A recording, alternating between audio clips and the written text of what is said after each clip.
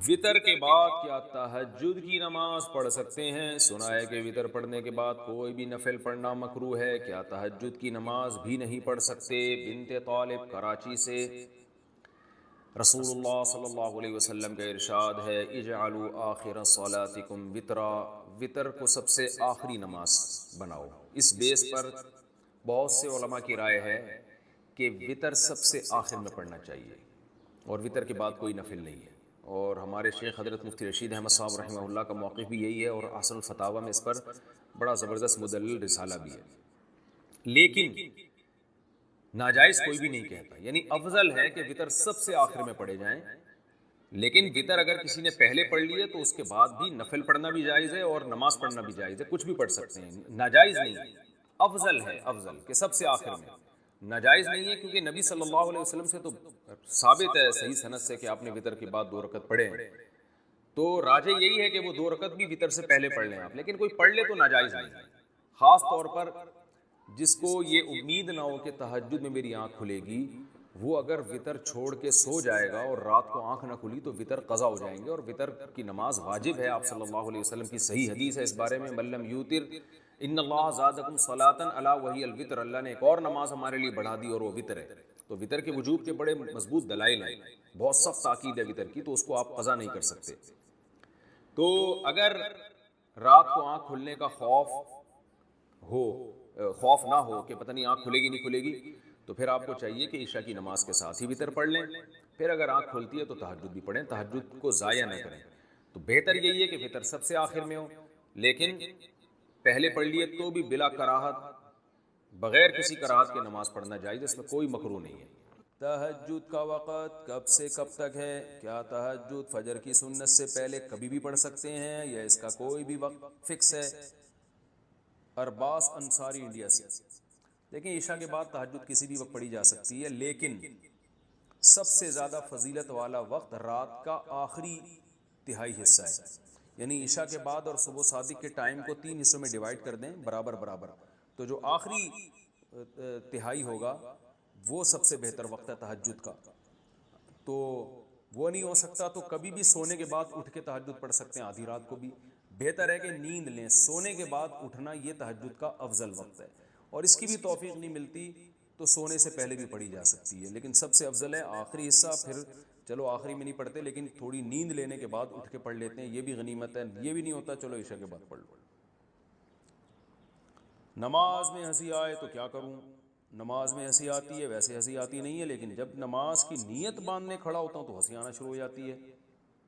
اس کا تھوڑا سا خاندانی طریقے سے حل بتا دیں۔ محمد بلال انڈیا سے۔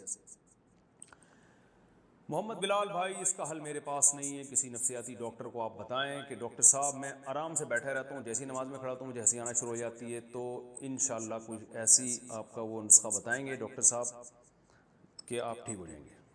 مجھے تو یہی فی الحال سمجھ میں آ رہا ہے، خاندانی طریقہ یہی ہے کہ کسی اچھے سے ڈاکٹر کو آپ اپنی پرابلم بتائیں، تو وہ دیکھے گا، چیک کرے گا آپ میں کس قسم کے ایسے سافٹ ویئر ہیں جو آپ کو ویسے نہیں ہنسا رہے، نماز میں آپ کو ہنسا رہے ہیں۔ اب میری اس بات پہ آپ کو ابھی ہنسی نہیں آئے گی، لیکن نماز میں جیسے ہی آپ کھڑے ہوں گے آپ کو میری یہ بات یاد آنا شروع ہو جائے گی، پھر آپ کو ہنسی آنا شروع ہو جائے گی، اس لیے کہہ رہا ہوں فوراً ڈاکٹر کو بتائیں، میرے پاس اور کوئی حل نہیں۔ حضرت عمر رضی اللہ تعالیٰ عنہ کے دور میں کسی شخص کو اطلام ہوا تو اس نے اپنے پورے جو ہے نا وہ کپڑے دھوئے، تو حضرت عمر نے اس کو منع کیا، فرمایا کہ اتنا کافی تھا کہ اس جگہ کو تم دھو لیتے۔ تو اس میں بھی حضرت عمر اس کو باقاعدہ دھونے کا حکم دے رہے ہیں۔ کسی بھی صحابی نے اعتراض نہیں کیا کہ یار یا امیر المومنین آپ ان کو دھونے کا حکم کیوں دے رہے ہیں، منی تو پاک ہے۔ تو منی کے جو ناپاک ہونے کے دلائل ہیں وہ بہت مضبوط ہیں۔ باقی اس کو جو کھرچنے کا حکم ہے وہ اس لیے کہ منی کے پاک جو اگر خشک ہو جائے تو وہ کھرچ کے بھی پاک ہو جاتی ہے، اس کو پھر دھونا ضروری نہیں ہوتا۔ اس کی مثال ایسے جیسے حدیث میں آتا ہے، صحابہ کرام فرماتے ہیں کہ ہمارے تلواروں میں دشمن کا خون لگا ہوتا تھا تو ہم اس کو زمین پہ اچھی طرح رگڑ کے اسی کو لٹکا کے نماز پڑھتے تھے۔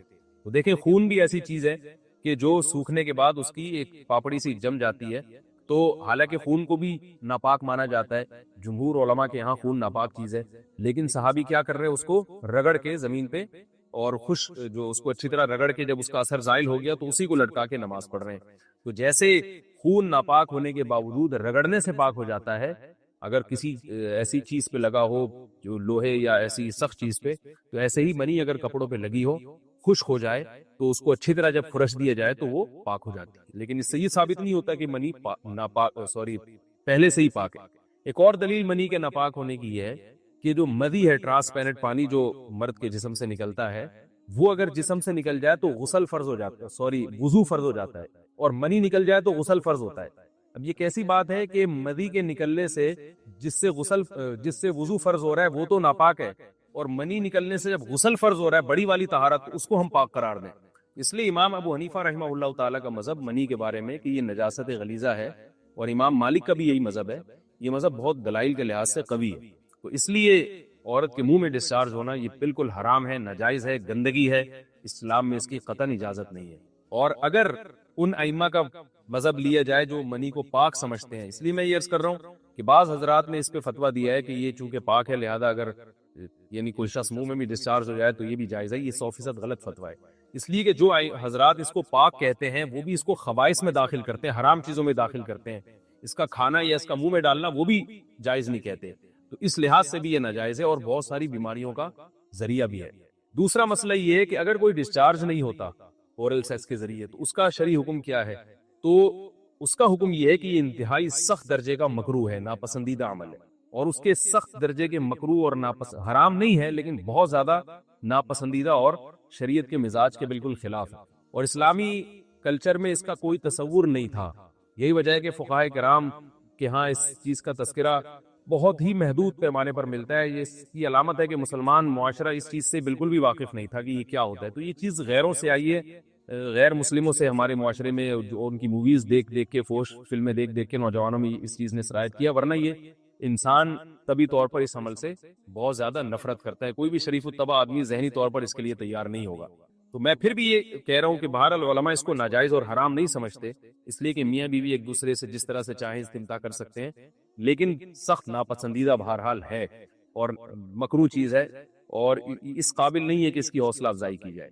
یہ اس کے بارے میں ہے کہ جب یعنی جو ہے وہ ادخال کیا جائے اس فم کے اندر، اس جو ہے مرد اس میں باقاعدہ جو ہے وہ تلذذ حاصل کرے، اگر ایسا نہ ہو بلکہ باہر سے استمتاع کیا جائے، جیسے بعض جگہ ایسا ہوتا ہے کہ کیا نام ہے عورت کو اس چیز سے گھن آتی ہے کہ وہ اپنے منہ میں اس گندگی کو لے کر جائے، تو پھر بعض شوہر زوجہ کو مجبور کرتے ہیں کسنگ وغیرہ پر، تو یہ کم درجے کی کراہت ہے، یعنی یہ بھی ناپسندیدہ تو ہے مگر یہ اس درجے کا مکروہ، اس درجے کا ناپسندیدہ نہیں ہے۔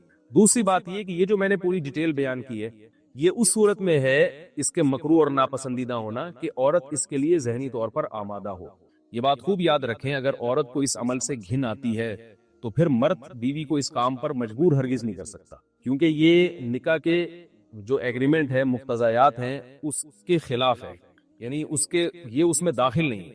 عورت اپنے آپ کو ہم بستری سے تو نہیں روک سکتی، مرد جب چاہے گا بیوی سے ہم بستری کر سکتا ہے، عورت کو اجازت نہیں ہے، لیکن خاص اس عمل سے عورت مرد کو روک سکتی ہے اگر وہ ذہنی طور پر اس کے لیے آمادہ نہیں ہے۔ یہ تو میں نے اورل سیکس سے متعلق کچھ فقہی حکام بیان کیے ہیں۔ دوسری بات یہ اس کا بھی مسائل پوچھے جاتے ہیں کہ بعض مرد اپنی زوجہ کو مجبور کرتے ہیں غیر فطری طریقے سے ہم بستری کرنے پر، پچھلے راستے پر ہم بستری کرنے پر، تو یہ بات یاد رکھیں کہ ایسی صورت میں عورت پر اصل حکم یہی ہے کہ وہ ایسے مرد سے طلاق لے لے اور اس کو اپنے قریب نہ آنے دے، کیونکہ اس میں نقصان یہ ہوتا ہے کہ اگر عورت اس کام کی مرد کو اجازت دے دے تو کچھ وقت کے بعد اس کی اپنی نیچر تبدیل ہو جاتی ہے، اپنی فطرت بدل جاتی ہے، اور اسے اسی اس غیر فطری کام میں لذت آنا شروع ہو جاتی ہے۔ تو اپنے آپ کو گندگی سے بچانا یہ بہت ضروری ہے، اور اگر وہ یہ سمجھتی ہے کہ طلاق کے بعد اس کے دوبارہ نکاح نہیں ہوگا، اس کی زندگی تباہ نہیں ہوگی، تو پھر سخت مجبوری میں اگر مرد اس کو دھمکیاں دیتا ہے مارنے کی یا طلاق کی، تو ایسی مجبوری میں پھر اللہ کی رحمت سے امید ہے کہ گناہ صرف مرد کے کندھوں پر ہوگا۔ ایک اور علمی نکتے کی بات ہمیں یہ پتہ چلتی ہے اس آیت میں کہ نساؤکم حرث لکم، اللہ تعالیٰ نے نکاح کا بنیادی مقصد حرث بتایا ہے، یعنی نسل بڑھانا۔ یہ جو فیملی پلاننگ والے آج جس دعوت کو لے کے چل رہے ہیں کہ بچے دو ہی اچھے، یہ جو پوری دنیا میں ایک تحریک چل رہی ہے، یہ قرآن و سنت کے 100% خلاف ہے۔ قرآن کے واضح نصوص اور احادیث تو اس بارے میں بہت ہی تفصیل سے ہیں۔ میری جو کتاب ہے ایک سے زائد شادیوں کی ضرورت کی، اس میں تقریباً 50 صفحے میں نے صرف اسی پر لکھے ہیں کہ اسلام نسل بڑھانے پر بہت زیادہ حریص ہے، اسلام چاہتا ہے کہ مسلمانوں کی نسل بڑھے، اور اس پر جو لوگوں کے اعتراض ہوتے ہیں کہ رزق کی تنگی ہوگی، تربیت نہیں ہو سکے گی، اس تحریر میں ان تمام باتوں کے جوابات ہیں۔ تو وہ تحریر پڑھی جا سکتی ہے. چونکہ یہاں اس تفسیر میں اتنا زیادہ وقت نہیں ہے کہ میں اس 50 صفحوں کی تحریر کا خلاصہ آپ کے سامنے بیان کروں. اس خلاصے میں بھی اچھا خاصا وقت لگ جائے گا. تو یہ جو باتیں کی جاتی ہیں کہ رزق کم پڑ جائے گا اور جو ہے وہ لوگ بھوکے مرنا شروع ہو جائیں گے اگر نسل بڑھے گی, یا بعض دفعہ یہ کہا جاتا ہے بچوں کی صحیح طرح سے تربیت نہیں ہو سکے گی, یہ سب غلط باتیں ہیں. یہ اس کو کہتے ہیں نقطہ بعد الوقوع, کہ ایک کام الٹا پہلے ہم نے کر لیا ہے, اب اس غلط کام کو صحیح کرنے کے لیے ہم بہانے تلاش کر رہے ہیں. تو یہ نسل مسلمانوں میں جو کم ہوئی ہے اس لیے نہیں ہوئی ہے کہ بچوں کی تربیت نہیں ہو رہی تھی, بلکہ یہ میڈیا کے ذریعے جو پروپیگنڈا ہوا ہے اس پروپیگنڈے سے متاثر ہو کر 2 بچوں والی پالیسی پر لوگ آ رہے ہیں. اب جب آ رہے ہیں تو اس کے پھر جو ہے نا وہ اس کو صحیح کرنے کے, اپنے غلط کام کو صحیح کرنے کے لیے بہانے تلاش کیے جا رہے ہیں کہ بھئی تربیت نہیں ہو سکتی ہے, اس آمدن میں ہم گزارا نہیں کر سکتے. تو یہ سارے دلائل کا جواب آپ کو میری انشاءاللہ اس تحریر میں ملے گا.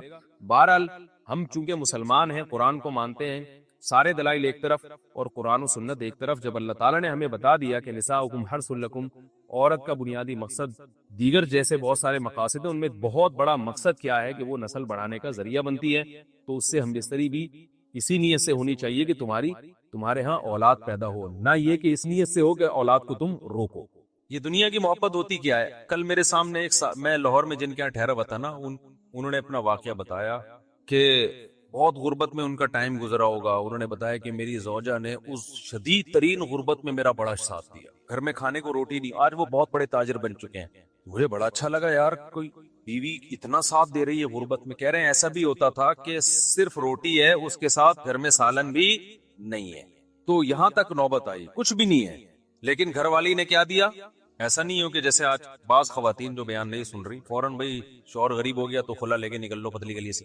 اسی میں بچے بھی دڑا دڑ پیدا ہو رہے ہیں, اسی غربت میں بچے بھی کیا ہو رہے ہیں. اللہ پہ توکل بھی ہے نا, حالانکہ وہ کوئی زیادہ کوئی مولانا بھی نہیں ہے, کوئی ایسا بھی نہیں, کوئی بہت زیادہ دیندار سمجھے جاتے ہوں. ایسی نارمل ایک تاجر ہے, بزنس مین ہے, اولاد بھی نہیں روکی, گھر میں کھانے کو روٹی نہیں ہے, بچے بھی پیدا ہو رہے ہیں. کہ کھلانے والا کون ہے؟ اللہ. دیکھو قیامت کے دن پتا چلے گا اللہ کی نظر میں کون اچھا تھا کون برا تھا.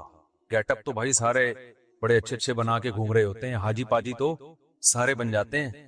حضرت حکیم الامہ مولانا شرف علی تھانوی رحمہ اللہ تعالی فرمایا کرتے تھے کہ اسلاف میں نا, جو اسلاف تھے ہمارے تابعین, صحابہ, تبع تابعین, ان کے ہاں ظاہری عمل سے زیادہ دل کے عمل کی ویلیو تھی کہ اندر سے بندہ کیسا ہے, اندر سے ٹھیک ہے یا نہیں ہے. اور ہم لوگ جو فوکس کرتے ہیں وہ ظاہر کو زیادہ فوکس کرتے ہیں, اندر کو فوکس نہیں کرتے. ہر چیز میں ایسا ہی ہو رہا ہے. جب ہم مانتے ہیں کہ خدا ہے, رزق اس کے ہاتھ میں ہے, اور وہ منع کر رہے ہیں نسل روکنے سے کہ غربت کے خوف سے نسل مت روکو, تو مان لو یار وہ وہی کھلاتا ہے. اوپر سے بولنے والے آپ کو مارکیٹ میں بہت ملیں گے, لیکن یہ اوپر سے ہی ہے, یہ جملہ نیچے نہیں اترتا. اور اس کے پھر صرف اولاد کے روکنے پہ اثرات نہیں آتے, باقی زندگی میں بھی اس کے اثرات آتے ہیں. اولاد کا روکنا تو ایک اس کا اثر ہے جو ظاہر ہو رہا ہے, باقی جگہوں پہ بھی کنجوسی نظر آئے گی, اللہ پہ توکل نظر نہیں آئے گا. کیونکہ جب توکل نہیں ہے تو پھر کہیں بھی نہیں ہوتا ہے تو سب جگہ ہوتا ہے.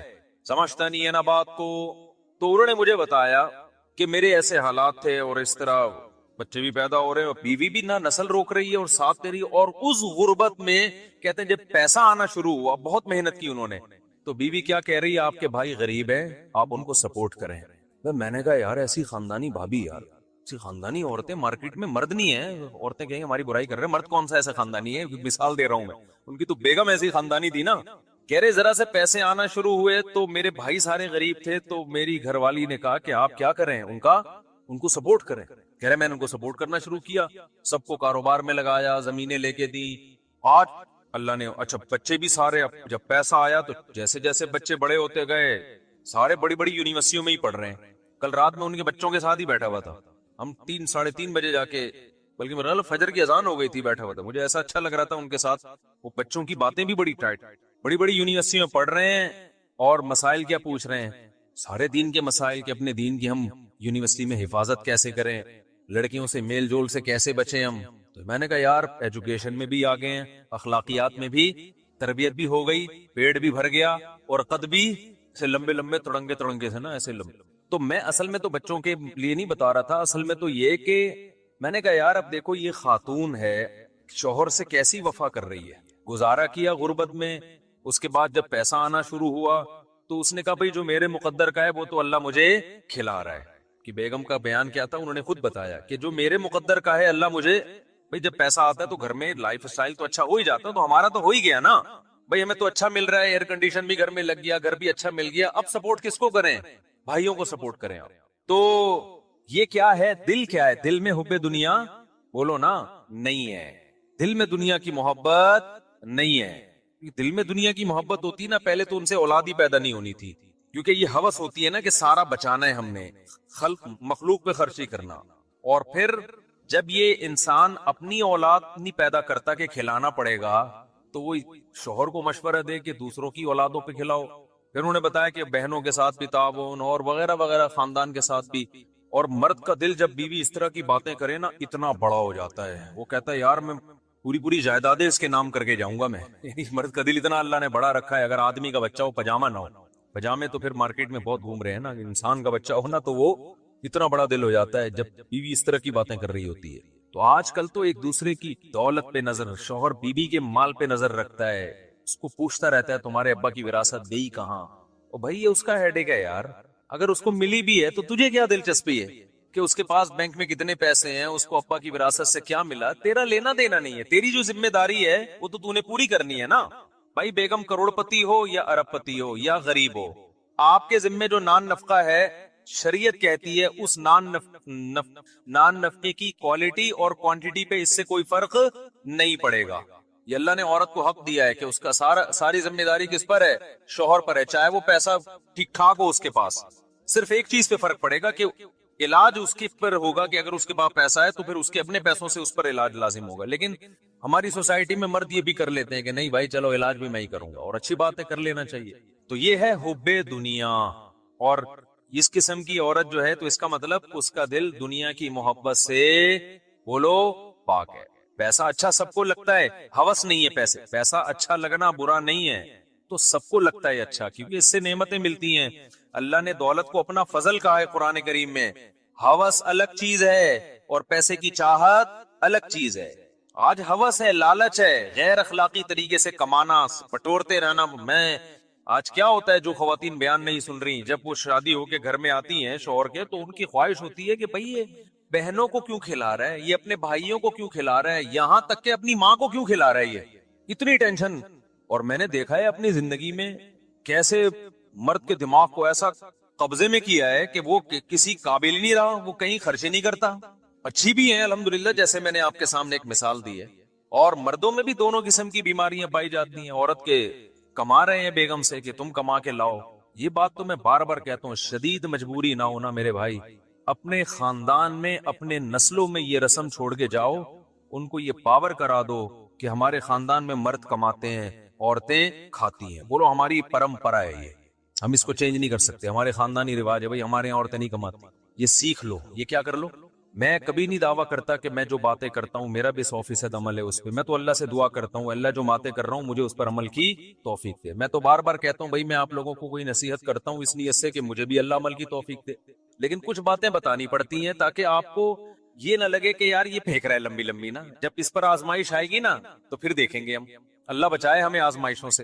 میں نے بتایا مجبوری کے حکام تو الگ ہے. اب قحط پڑا ہوا ہے تو پھر تو بیگم جاب کر رہی ہے, مرد کی جاب نہیں, وہ تو ایک مجبوری ہے نا. بھیک مانگنے سے تو بہتر ہے کہ کوئی تو کما لے. تو میرے تو آمدن بھی بل بہت کم تھی اور میرے 3 گھر تھے, عرصے سے تو میرے 3 ہی چلے آ رہے ہیں نا. تو آپ کا کیا خیال ہے, مجھے ضرورت نہیں پڑی ہوگی اتنے بچوں کو پالنے کے لیے کہ بیگم کو میں اجازت دے دوں بھائی. اور جاب بھی کہاں, مدرسے میں پڑھانے کی, اسکول میں پڑھانے کی. میں نے کہا نہ, مدرسے میں پڑھانا ہے تو بھائی فری پاکٹ میں. کیوں بھائی, ہماری خاندان میں یہ اب تک چلا آ رہا ہے اور آئندہ ہم اپنی نسل میں چلائیں گے. بھائی ہمارے خاندان میں کمانا کس کا کام ہے, مرد کا. عورت کا کام کیا ہے, کھانا. اس پہ ہمیں کیا ہے بھائی, فخر. نہیں آئی بات میرا خیال ہے سمجھ میں.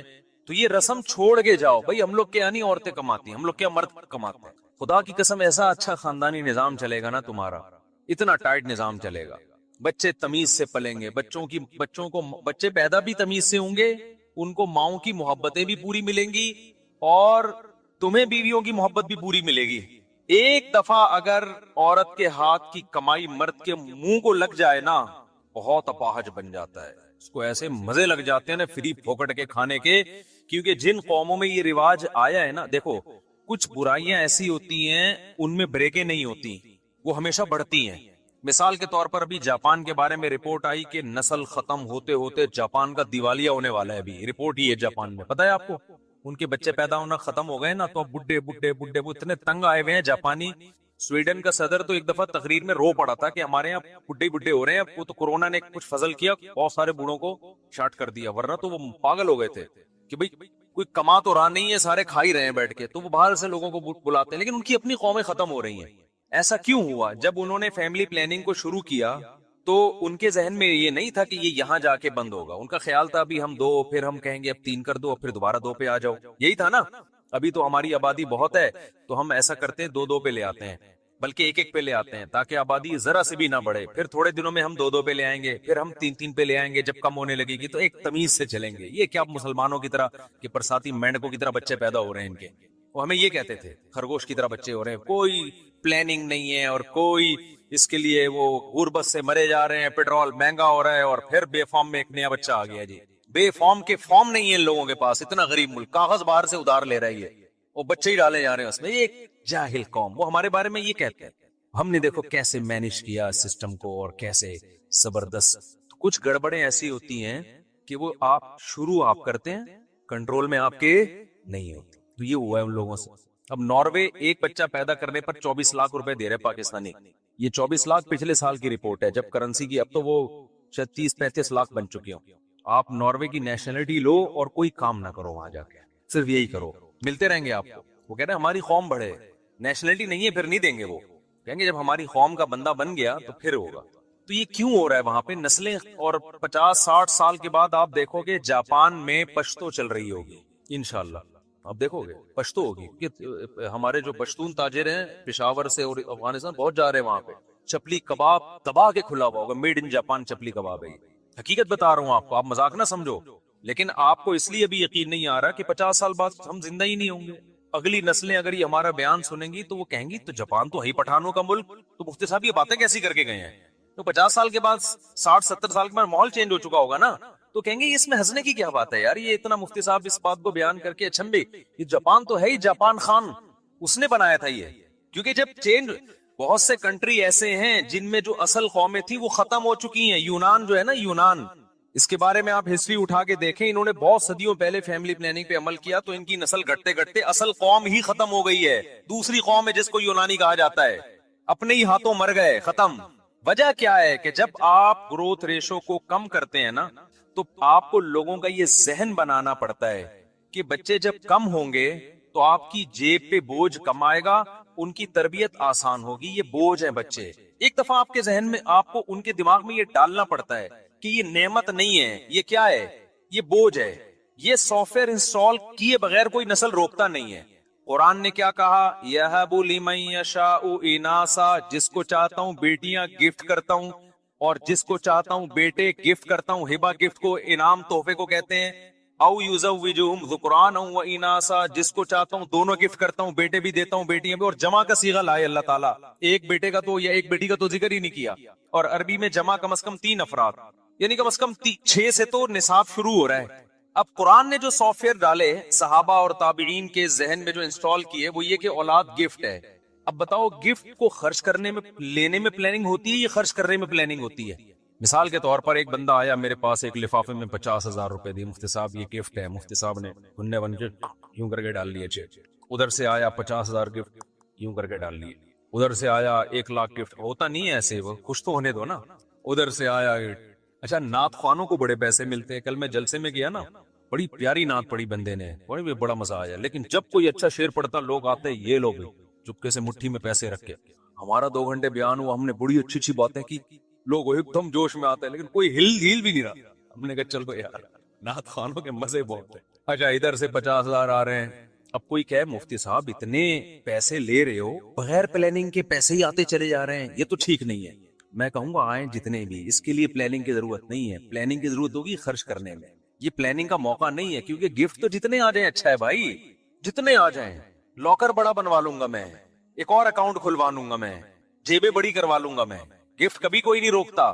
پلاننگ گفٹ لینے میں نہیں کی جاتی, گفٹ کو خرچ کرنے میں کی جاتی ہے. کہ ایسے ہی اڑاؤ نہیں, اب اتنے آ گئے ہیں تو اب شادی تو ہو نہیں سکتی, اب کیا کریں ہم اس سے. پہلے تو پلاننگ آسان تھی میرے لیے, اب بھائی ایسا کرتے ہیں کہ بچوں کو ہم ذرا اور اچھے اسکول میں ڈال دیتے ہیں, ذرا اور تگڑی فیسیں ہو جائیں گی ان کی, اور یہ کر دیتے ہیں, یہ کر دیتے ہیں. ہاں, بغیر پلاننگ کے اڑانا شروع کر دو گے تو یہ نعمت کی ناقدری. تو اللہ میاں نے قرآن میں جو ہمیں سافٹ ویئر انسٹال کی ہے نا, مسلمان سوسائٹی کو جو قرآن پڑھتے ہیں ان کو یہ بتایا کہ اولاد یہ بوجھ نہیں ہے, بلکہ یہ کیا ہے, گاڈ گفٹڈ ہے, یہ خدا کی طرف سے گفٹ ہے. اب جب گفٹ ہے تو گفٹ آنے میں پلاننگ نہیں ہوتی, جب آ گئے تو پھر پلاننگ کرنی ہے تاکہ ضائع نہ ہو, کہ اس کو ڈاکٹر بنانا ہے, اس کو عالم بنانا ہے, اس کو مفتی بنانا ہے, اس کو کیا بنانا ہے, انسان کا بچہ بنانا ہے, کیسے بنانا ہے, کون سے اسکول میں بھیجیں, کس بزرگ کے پاس بھیجیں, کس کے بیان سنائیں, چرسیوں میں بیٹھ رہے تو اس سے کیسے بچائیں ہم اس کو, صبح شام ایسا نہ ہو پب جی کھیلتے کھیلتے زندگی گزر جائے. تو پلاننگ اس اولاد کا کیا استعمال ہے اس میں پلاننگ ہوگی. ہمارے یہاں فیملی پلاننگ والوں نے الٹے کام شروع کر دیے, اولاد پیدا کرنے میں پلاننگ شروع کر دی کہ پلاننگ سے پیدا ہوں گے, پہلے ایک ہوگا 25 سال کے بعد دوسرا, بعض دفعہ ہوتا ہی نہیں 25 سال کے بعد دوسرا, یہ آپ کے اختیار میں ہے ہی نہیں. اب اس الٹی پلاننگ کا جو نقصان ہو رہا ہے نا, بڑا نقصان, میں بار بار کہتا ہوں, وہ لڑکے اور لڑکیوں کی گروتھ ریشو کی ایسی کی تیسی ہو گئی. اب جس کو سب کو 2 بچے چاہیے, تو جس کو بیٹا مل گیا وہ تو نسل روکے گا, جس کو نہیں ملا وہ 5-5 6-6 بیٹیاں ہو جاتی ہیں بیٹے کی لالچ میں, وہ 6 بیٹیوں کے بعد جا کے نسل روکے گا. بیٹے 1 یا 2 اور بیٹیاں 6-6, تو یہ تو سارا فطری نظام کی ایسی کی تیسی ہو گئی کہ نہیں ہو گئی.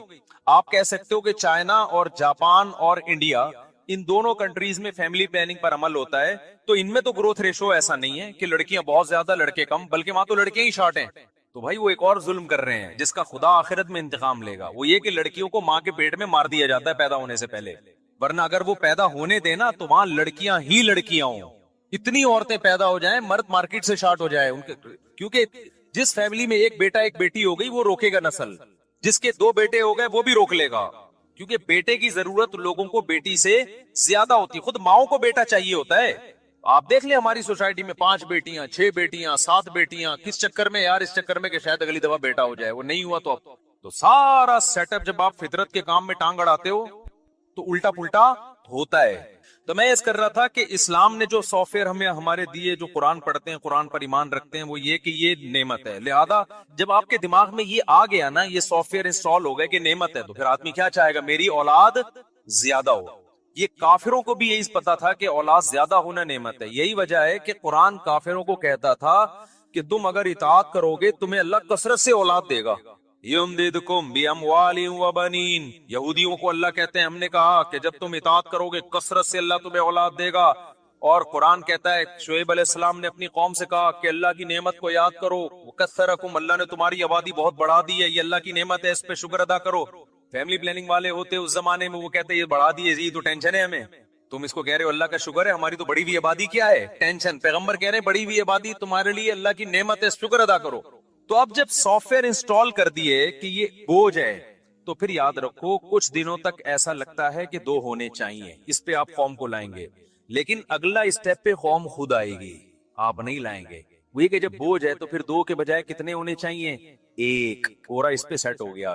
پھر 1 بھی ہے تو بوجھ ہی نا, وہ ہے کیا, وہ بھی کہتے ہیں بوجھ ہے, کہتے ہیں ہونا چاہیے, لیکن وہ 50 سال یا جب ہم بڈھے ہونے لگیں گے اس وقت شادی کریں گے, پھر 1 ہونا چاہیے. تو یہ ایک ایسی چیز ہے جس پہ شروع آپ کرتے ہیں, پھر یہ آپ کے کنٹرول میں نہیں رہتی. بالکل وہ قصہ ہے کہ وہ جو میں نے بتایا نا کہ دریا میں کمبل بہتا ہوا جا رہا تھا, وہ اصل میں ریچھ تھا, منہ اندر تھا تو اوپر سے لگ رہا تھا کمبل. تو ایک آدمی لالچی تھا, اس نے کہا میں جاؤں گا اس کمبل کو نکال کے لاؤں گا. لوگوں نے کہا طوفانی دریا ہے, کمبل چھوڑ دے, ہم تجھے بازار سے دلا دیں گے. اس نے کہا نہیں, اتنی قیمتی چیز میں چھوڑ نہیں سکتا. لالچی تھا, دریا میں ڈبکی لگائی اور کمبل کو جا کے پکڑا, تو وہ ریچھ تھا, ریچھ نے اس کو پکڑ لیا. اب اس کو بھاگے لے کے جا رہا ہے. دور سے لوگوں کو سمجھ میں نہیں آ رہا یہ کمبل کے ساتھ بہتا کیوں جا رہا ہے.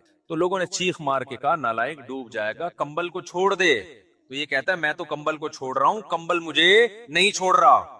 تو کچھ برائیاں ایسی ہیں سوسائٹی میں, آپ شروع آپ کرتے ہو کہ ایک پلاننگ کے تحت ہوں گی, لیکن پھر آپ اس کو چھوڑنا چاہتے ہو, قوم پھر اس کو نہیں چھوڑتی. یورپ میں پہلے زیادہ بچوں پہ فخر کیا جاتا تھا, ان کے حکمرانوں نے اور جو ان کے وحی کے نور سے جو عاری لوگ تھے, مذہب سے دشمن لوگ تھے, انہوں نے یہ باور کرایا کہ کم بچے ہونے چاہیے.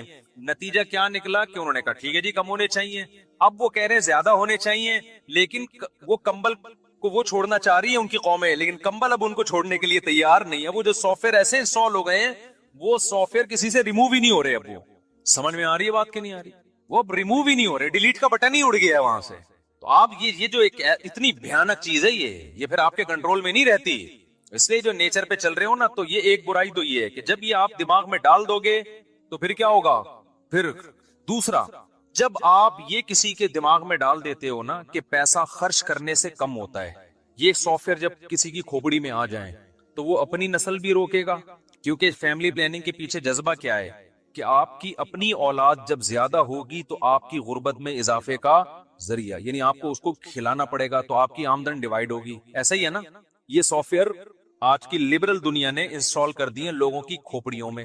اب جب یہ سافٹ ویئر انسٹال ہو گئے، اب اس کا نقصان کیا ہوا؟ سافٹ ویئر جو انسٹال ہوئے ہیں ان کی نیت تو یہ تھی کہ صرف اس جذبے سے نسل کو روکو، لیکن سافٹ ویئر یہ کہہ رہا ہے کہ اس جذبے سے جب نسل روکی جا سکتی ہے، اور اس کے پیچھے فلسفہ یہ ہے کہ خرچ کرنے سے ڈیوائیڈ ہوگا، تو ڈیوائیڈ تو اور بہت سارے کاموں سے ہو رہا ہے. شادی کرنے سے بھی ڈیوائیڈ ہوتا ہے. اگر کوئی نوجوان 18 سال میں شادی کرتا ہے تو جتنا کما رہا ہے وہ ڈیوائیڈ ہو کے کہاں جائے گا؟ آدھا بیوی کے پاس جائے گا.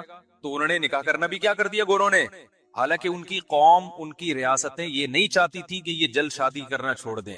فیملی سسٹم کو تو وہ بھی چاہتے ہیں پروموٹ کرنا، لیکن جب صرف ایک چیز کو غلط ہوئی ہے نا، اس غلط کے نتیجے میں بہت ساری چیزیں غلط ہونا شروع ہو گئی. تو انہوں نے شادی کرنا بھی چھوڑ دی. یار جب میرا پیسہ ہے تو پھر میرا پیسہ ہے، میں کیوں بیوی کو کھلاؤں بھائی؟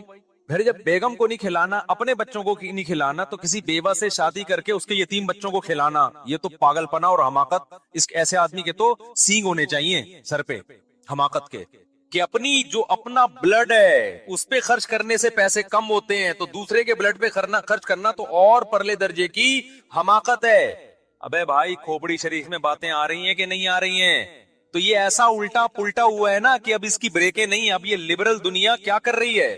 اب یہ ایک تو شادیاں 40 سال میں کرتے ہیں، پھر ان کو بیوی چاہیے کمانے والی، کیونکہ ان کے سافٹ ویئر اپڈیٹ ہوتے جا رہے ہیں زمانے کے حساب سے اور اپ گریڈ ہوتے جا رہے ہیں. اپڈیٹ نہیں بلکہ اپ گریڈ ہوتے جا رہے ہیں ان کے سافٹ ویئر.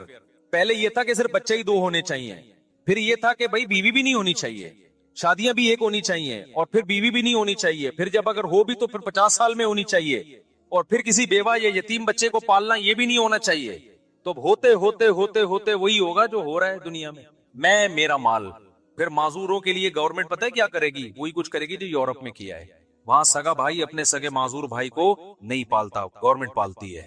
آج آپ کا بھائی معذور ہے، کون پالے گا؟ گورنمنٹ پالے گی؟ آپ پالو گے. یہ آپ کی خوبی ہے.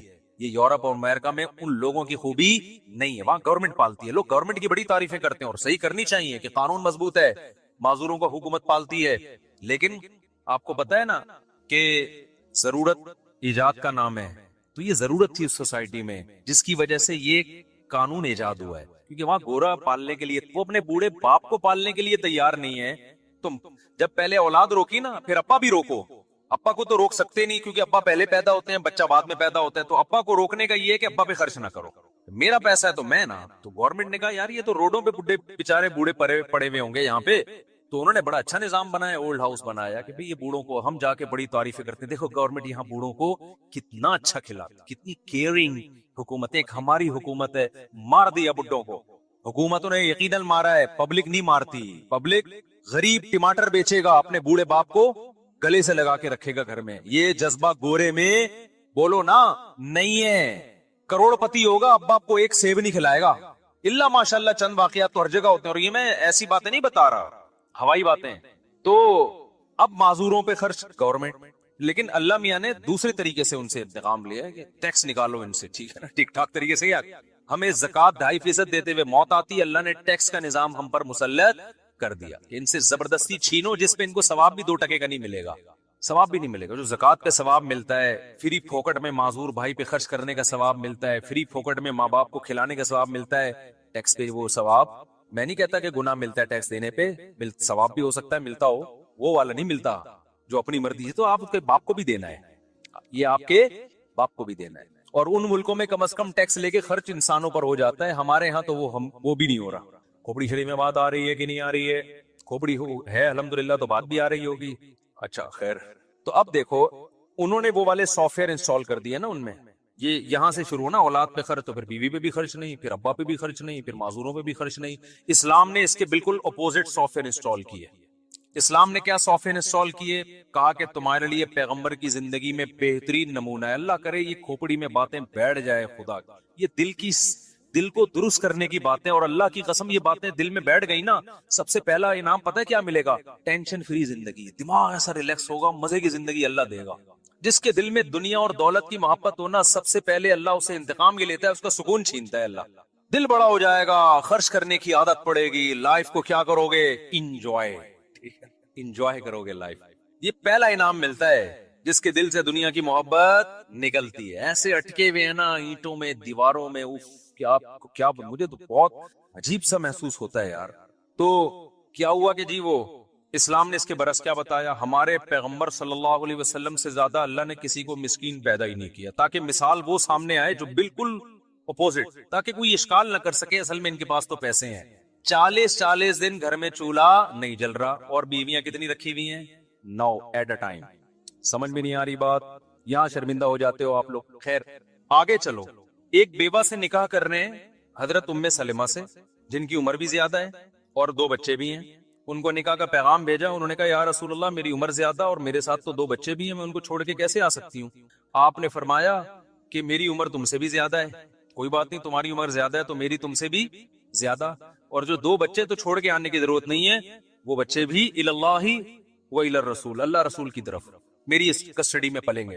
آج کے لبرل طبقہ اس وقت ہوتا، اگر آج کے جو کیلکولیٹر لے کے بیٹھے ہوتے ہیں نا، پلاننگ کیوں بھائی پلاننگ، کیا کسی پلاننگ کے لحاظ سے یہ کچھ تک بنتا ہوا نظر آ رہا ہے کہ آپ کے پاس خود تو ہے نہیں اور آپ دوسروں کے بچوں کی کفالت کر کے ان کو کہاں سے کھلاؤ گے بھائی؟ نہیں آئی بات؟ کوئی تک بنتا ہے، لاجک بنتی ہے اس کی؟